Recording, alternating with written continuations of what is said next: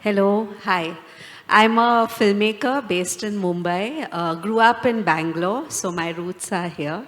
And been a documentary filmmaker for close to 20 years. I began first as a journalist. My most recent documentaries that finished in 2022, one is called From the Shadows, which is about two survivors of child sex trafficking and their pursuit of justice. And the other is called The Leopard's Tribe, which is about an Adivasi family in Mumbai who become the face of the battle to save the last green lungs in the city. So, Hi, once again, thank you everyone for sacrificing the two Tharoors to be here with us. But briefly, I spent a long career with McKinsey and Company, left, and then I've spent the last 20 years in public health, 10 years of it setting up the Gates Foundation in India, leading a program called Avahan that worked with sex workers on HIV and which turned out to be, have made a good contribution. We use the same model of scaling up and working with and through women most affected by their issues in maternal and child health now with my NGO Antara. It's also the subject of the book that I've written recently. Thank you. Hello everyone, I'm Ruchira Gupta. I'm the author of I Kick and I Fly. I Kick and I Fly is about a young 14-year-old girl from a nomadic tribe who escapes being sold into the sex trade by becoming a kung fu champion. And this is a story which is written as fiction, but it's based on true life experiences that I went through or witnessed as the founder of my NGO, Apne Aap, which means self-action in Hindi. We work inside the red light areas of Kolkata and Delhi and Bihar, and we also used to work in Mumbai in Kamtipura and Bhiwandi, Hanuman Tekri. We also work in the UN, and I'm based out of New York part of the year and part of the year in India. At the UN and with foundations in America, we work on policy. And in India, of course, I work inside the red light areas to actually dismantle the system of prostitution, which is the most exploitative to the person I call the last girl, the 13-year-old girl trapped in a brothel. And the way we try to do it is by sending that girl into school and making sure she can stay there and get into college and find a job. We also try to connect the women in the red light areas to their entitlements, like low-cost food, low-cost housing, low-cost healthcare, and a government ID, a caste certificate, a birth certificate, so that they can actually get the things which are supposed to be meant for them. And finally, to file cases against traffickers for their own protection. And we have managed to succeed somewhat in turning red light areas into non-red light areas. And that is the story that I write about, that how can this be when something we think is so entrenched and so normalized? How did we use the fight for education, and that too in a nomadic tribe suffering from intergenerational prostitution, to be able to turn a red light area into a non-red light area? We put the traffickers in jail, sent the girls to school, and organized the women to access their entitlements. Unlike a lot of panels, this is clearly not a manel. So I'll start with the minority in this, on this stage and ask you, Ashok. You had a session yesterday too, and you did talk about your journey from McKinsey to doing the kind of work you do. You went to first work with the Bill Gates Foundation and Antara, and this is the new book by Ashok, for those who haven't seen it. I was just wondering, in terms of this journey, what was the biggest significant rupture that you had to make? You know, did you have to unlearn something in order to go from working with McKinsey clients who are at the top of the food chain to working with very vulnerable communities? Yeah, okay. I should clarify, I may be the only man in this panel, but I'm as strong a feminist as anyone in this room. So I take a little umbrage to that as a man. Just kidding. But I left McKinsey in 2012 2012, after 2002, I'm sorry, after almost 2 decades there. So I was steeped in the McKinsey culture that you're paid a lot of money to solve other people's problems. So I went and said I'd solve the problem of HIV in India. I was actually quite taken up by such a dramatic offer, tried to stem the growth of HIV. But from the very first day itself, and I related the story earlier, so I won't go into it, I started understanding with a sinking feeling that I was in another world completely. And that the problems these women faced were not even ones I was familiar with. So one of the women, I still think she had a huge, profound influence on me. She said to me very politely at one stage, why don't you stop telling us to use condoms and ask us why we don't use condoms? And from that triggered perhaps a changeover in me personally, which went from being somewhat arrogant to someone who figured out that you have to ask questions of the people who live with a problem, because if you live with a situation, if you suffer every day from something, then you understand best why that is happening. And you will have an obvious solution, which, donor agencies, World Banks and others, we always prescribe solutions to women. Shall I stop there or go on further with what happened after that? You want me to say more? I don't want to. We can come back to that. And I can attest to the fact that Ashok was also exhibiting his feminist credentials yesterday. If any of you were at his session, one of the memorable things he said is that men always get in the way of solutions. So I applaud that, Ashok. Ruchira, you had a different kind of journey from journalism to becoming an activist, and I'm still a journalist. And I think one of the things about no matter what difficult stories we write, as a journalist, at the end of the day, you can always walk away. And you chose to become an activist and stay there through incredibly difficult circumstances, 20 years of work. Can you talk a little bit about that journey?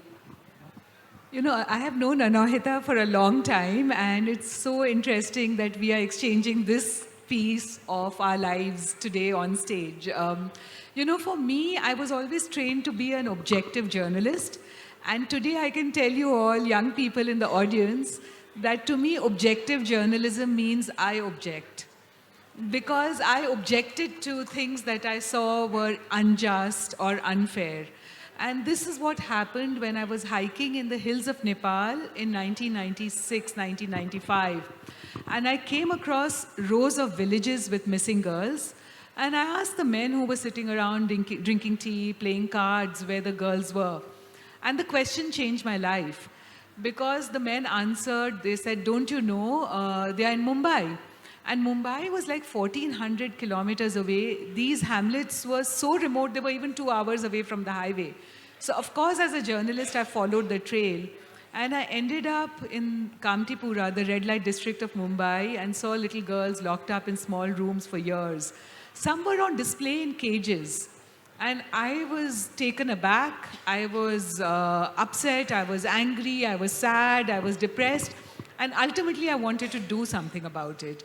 So I decided as a good journalist to tell the story. I ended up making a documentary called The Selling of Innocence. If any of you want to watch it, it's on my website, ruchiragupta.com. And I won an Emmy for Outstanding Investigative Journalism for that documentary. But when I was on stage and I was looking at the bright lights, all I could see were the eyes of the mothers who had broken their silence to tell me their story. And so in that instance, I decided that I would use my Emmy not to build a career in journalism, but to make a difference. So I stepped off the stage and I began to talk to the lady who had given me the award, and that was the US Secretary of State for Health, Donna Shalala. And I said, we need to change laws, we need to change systems, we have to help these girls. It's a very systemic problem of exploitation. And can you help me? And she said, yes, what do you want? I said, I want the UN, I want the US government, I want this and that. And she introduced me to the people I needed to be introduced to. I went and testified to the US Senate. and actually helped to draft the first law in US as an Indian citizen, which is now known as the Trafficking Victim Protection Act, which decriminalized the women who were trapped in prostitution and shifted the blame to the traffickers. I did the same at the UN. I showed my documentary, made friends and allies, just like I am doing by speaking here, hopefully. And together we lobbied for the passage of the UN protocol to end trafficking in persons. And that today is the gold standard to which 160 countries have changed their laws to. So that was at the policy level. But of course, I had to meet my promise to the women somehow. So I went back to Mumbai and showed them my award. I said, I won the Emmy for you. I've told your story. It's on HBO, it's on Cinemax, it's on CBC, blah, blah. And they said, how does that help us? You've got to help us. And I said, how? I'm a journalist. All I know is how to tell the story. How do I do more? Like, what do I do? I'm not a doctor. I'm not a lawyer. I'm not a social worker. They said, you have access to money and you have access to privilege because you know English, you know people. So you can bring that to the table. So I said, yes, I can do that. And as Ashok was saying, I was listening to the women and listening to what they wanted. So I asked them, I said, what should we do? And they said, we want to send our children to school. We want those who bought us and sold us to be punished because they brokered away our dreams. We want a room of our own where nobody will walk in where they want, because in prostitution, a customer can walk in night or day, and where our children will not have to play on the floor. And we want a job in an office. And if you saw the hellholes of Bombay's Kamtipura red light district, rats on the floor, 20 rooms to one toilet, constant 24/7 noise, people fighting, drunk, brawls, and children literally sleeping under the bed while the mothers were on top with the clients. It was just horrible and smelly and stuffy, iron bars on the window, muscle men and pimps standing outside. So I thought, yes, this is a great dream. Now, how do we implement it? But I knew how to hire a teacher and hire a room where we started a community classroom. And when the children were ready for school, the principal said, I won't admit children or prostitutes, quote unquote. So we went as a group of mothers. That was our first self-action group, which is why the NGO is called Apne Aap. And we begged, cajoled, cried. And, that's the power of collective action. The principal caved in. The children were admitted. Fast forward, I'm talking about now, we have educated more than 3,000 children, daughters, who are daughters of women in prostitution. And they are now in college. Some have jobs. Others are studying to become whatever their dreams are. And this is how life has happened, and we managed to contribute to changes in more laws and policies. So that's the world I want to create, and the reason I wrote I Kick and I Fly is also because I'm trying to pass on the baton to all of you, teachers, students, parents. Read this book, feel inspired, join the movement, and let's create a world in which no child is bought or sold.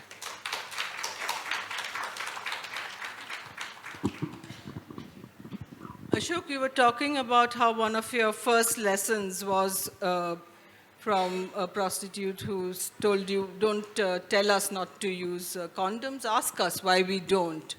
So I think to even implement a simple intervention, a measure of intervention, you require an entire larger ecosystem, which you have to change one thing, you have to change everything.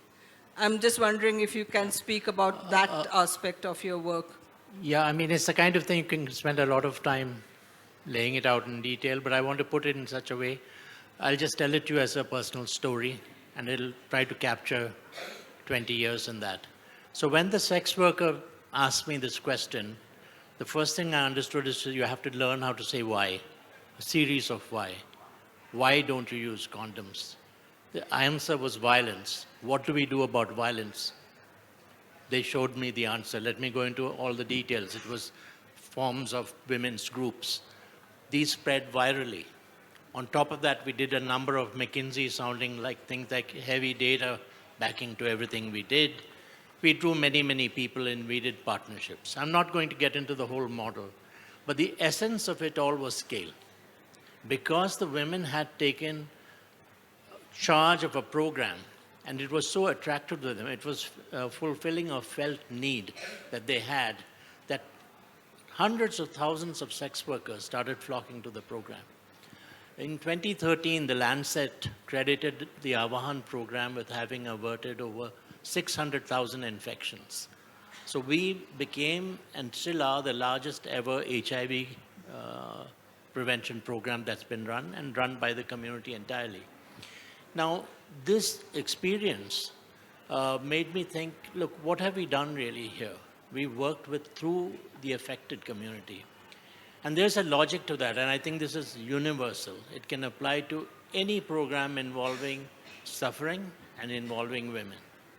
Come to think of it, for the last 20 years, I worked with two communities of women who suffer greatly: sex workers and mothers in rural India.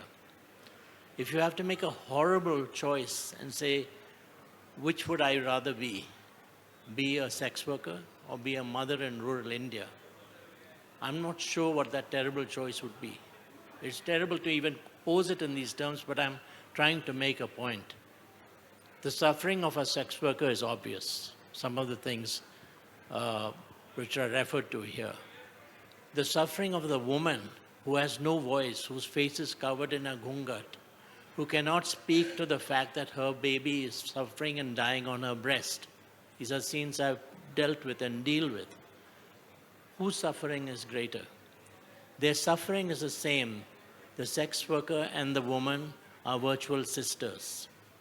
The root causes of their suffering are the same. It's the strong patriarchy that exists in these situations. That's the root cause that it comes from.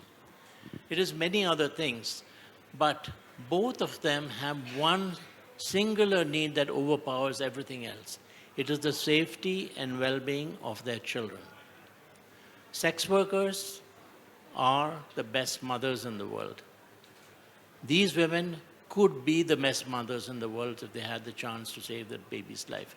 So with these notions that you can work through the community, but also you have to work through government for scale, we started working. Right now what we're doing is working in Madhya Pradesh with pregnant and lactating women. I would say those are our clients, working through the government system. But once again, think of it this way. There's a strong supply side to a health effort in the villages. Government sets up Anganwadi centers. Government tries to make that system work. Better supplies, medicines, guidance, teaching. It doesn't work that well, but assume it does. You will still find villages, many villages, where the women will not show up for their antenatal checkup, will not take the iron and folic acid tablet. They will neglect all the advice they've been given. So this is where you realize that there are many invisible barriers. There's a clutch of babas, superstition, social norms, access roads, migration. This set of issues can only be dealt with by the women who live with those problems. So in our program now, and this part of it is quite new, women are working in gatherings, not self-help groups. It's a longer story. These are organic groups of women who come together and they band together to address these very same issues. Someone asked me yesterday, is it easy to change social norms? Yes, it's very, very difficult, or it can be made into a simpler problem by focusing only on the few things that a community can affect. The hold of babas, for example. So I'm very excited by this learning that I've come to over 20 years, which is that look to the people who are suffering and are worst off, the women. Ask them what the solution is and don't tell them what to do. Ask them how we should do something together. And I think we'll make a lot of progress.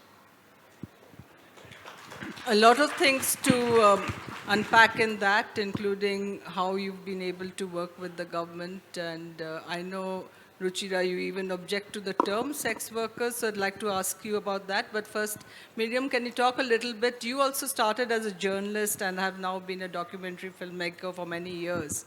And the pace is obviously very different. Your last film took you 6 years to make. That's a real labor of love.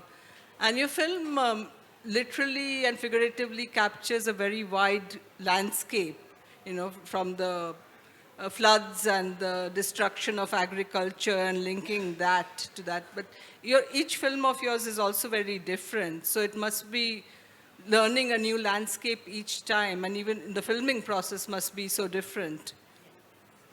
Yeah, From the Shadows started by seeing a shadow of a girl on the wall. It had a hashtag that said missing and another that said every 8 minutes.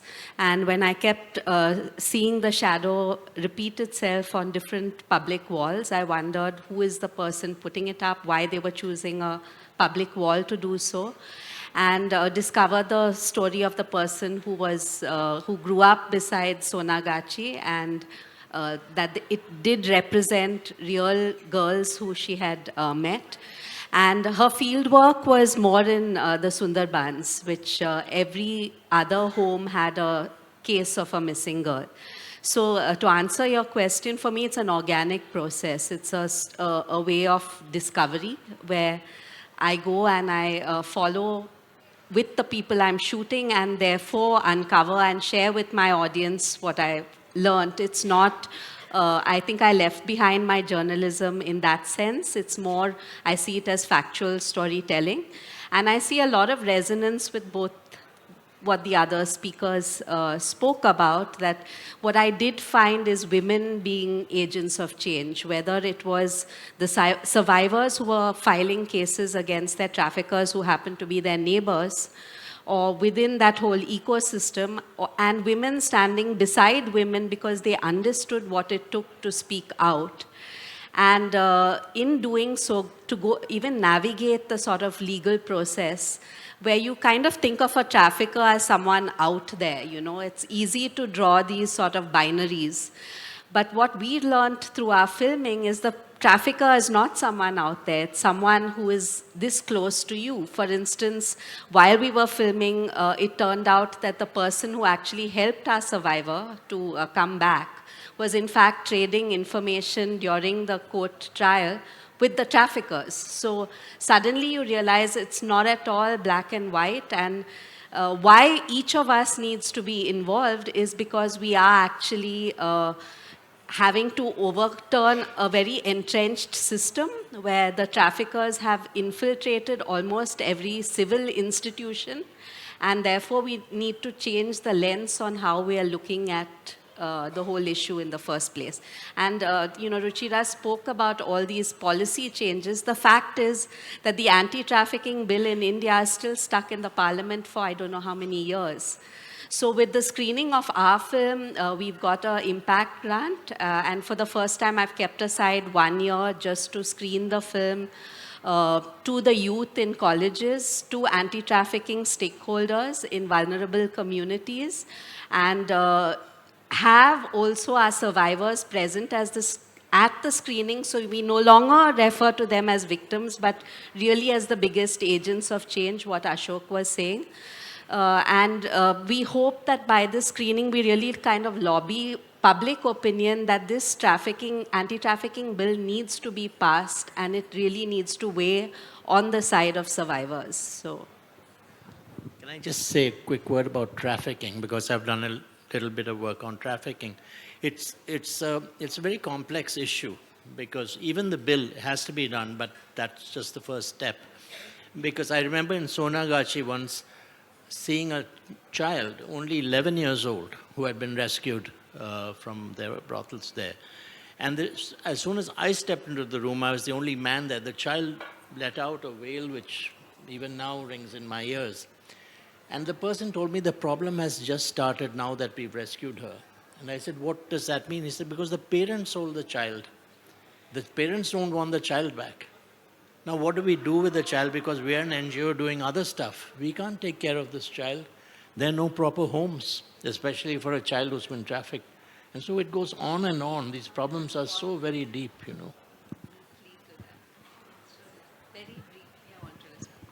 So the other case study within the film was of a survivor called Ella, who successfully testified when 400 other witnesses turned hostile and did not, and got a trafficker behind bars. And the story of Ella is actually what you're raising, because she now gives back to her community. She's a counselor for other survivors, and also working on livelihood projects, which are sort of alternative livelihoods in these vulnerable areas which are prone to floods and, along the border. So I think identifying those kind of change makers, because they can speak. For instance, we shot the scene within the film where a group of 6 Bangladeshi girls were being sent back to Bangladesh, and they were going through exactly this kind of turmoil because they've spent all their childhood here in India. They were actually talking in Tamil. They were rescued from Bangalore and Chennai. And they were excited about meeting their families, but at the same time, very fearful whether they would be accepted. And there was Ella's role, where in the bus journey, she was actually counseling them about what to expect, and that you may face that rejection, and that maybe we are still here as a helpline. So I think that power of listening and that power of filling in the gaps because someone has gone through that trauma, or I think that is so important in the kind of narratives we are building. Ella was such an amazing character to watch in your film, and I think speaks also to what both of you are saying about the women being the agents of change. I mean, the way she could speak to others from her own experience, and there was something very joyous and matter-of-fact about her, which was quite amazing. I wanted to ask you, Miriam, but you're saying your filmmaking has been a journey and that you've left journalism behind. And I think your film also gives the feeling that you didn't start out with knowing what you were going to say. There is something meandering about the quality of your film. So and perhaps when you started filming this case, you may have hoped it would go well, and it's still continuing in a way. So I just want to ask a little bit about your process. How do you shape it at when the story is changing, not turning out to be what, and yet you have to put edges to it at some point and wrap it up. And for this film, you also were deliberate in your choice of an all-women's crew, which I think was critical to how the film unfolds, how we see the images. Can you talk a little bit about that? So you're right that it has a loose structure. When we started, it was one prosecution case, and just to share with the audience the kind of statistics, there's a very low conviction rate in these kind of cases, lower than 10%. And this is not taking into account the number of women who won't even go and file a case because it's that rare instance. So even with the ones who do file, the conviction rate is this low. So we were just following this one case study of a woman trying to seek justice. But when we realized that we would show up for every hearing, and every hearing there was some cog in the wheel, from how the police have filed the paperwork faulty, so the accused's name is dropped, or the police is not even showing up to testify. The lawyers are hostile. So we realized that this is like, she wants to go the legal process, but the system itself is working so much against her. So we started looking organically for the success story, which was Ella and the neighboring state, and then started to sort of interweave the stories. I think what is very common between all these stories is that they unfold along the northeastern border of India, and I think geographies play a very critical role, which we tend to overlook. We put so much focus on the India-Pakistan border as being this hostile border and, such a militarized zone, whereas here we have this longest stretch of border which is actually porous, and you have people being sold like onions and tomatoes, and so it's really something we need to really kind of tie in and look in with the geography as well. So we did start weaving the geography into the storytelling. I want to be fair to this discerning audience, so we'll open up for questions quite soon, so get them ready. But while I still have the mic, Ruchira, I do want to ask you about the fact that you have spoken very often that you don't accept the term sex workers. I think both Ashok and you refer to the lack of choice. But in your view, the nomenclature is also very important, and I'm just wondering whether you can talk a little bit about that. So I believe that words have consequences, and when we begin to normalize things, sometimes words tend to help us normalize things. So, for example, we began to believe that prostitution is stigmatizing to the women, to the point that we began to think that the stigma was the problem and not the body invasion. So we changed the nomenclature to say it's sex worker, but it didn't take away from the fact that the woman's body was penetrated. And that's what the men were buying when they were going into the red light districts, access to women's bodies. And now research has shown that women in prostitution suffer from higher rates of PTSD than even returning war vets. The rates of suicide are highest among prostituted women.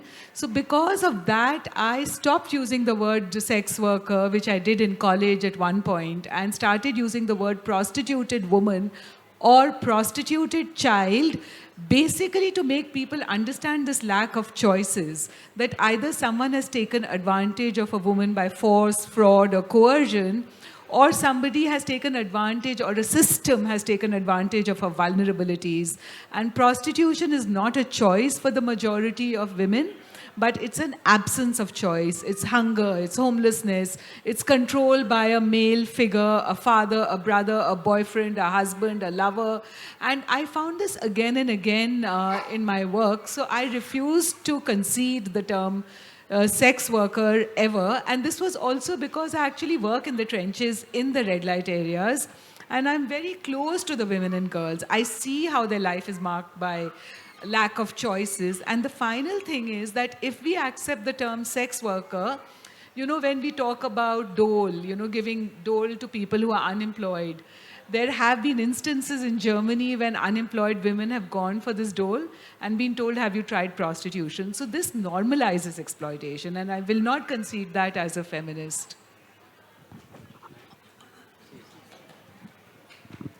I want to say something as a feminist too. And this is not meant to get into a debate, but I worked with sex workers for 10 years in 6 states. And the one thing that they do not like is being pitied as victims. They feel that they're in a profession, it should be recognized that they're in a profession. Whether they don't like the profession or we don't like the fact that they're in the profession, but it is a profession. And if we don't recognize that, the term prostitute, in my view, is not my view, it's usually the international view now, is a deeply offensive term. Sex worker says she's doing a form of work and she should be respected, and no value judgment made as to whether it's the right work or not the right work.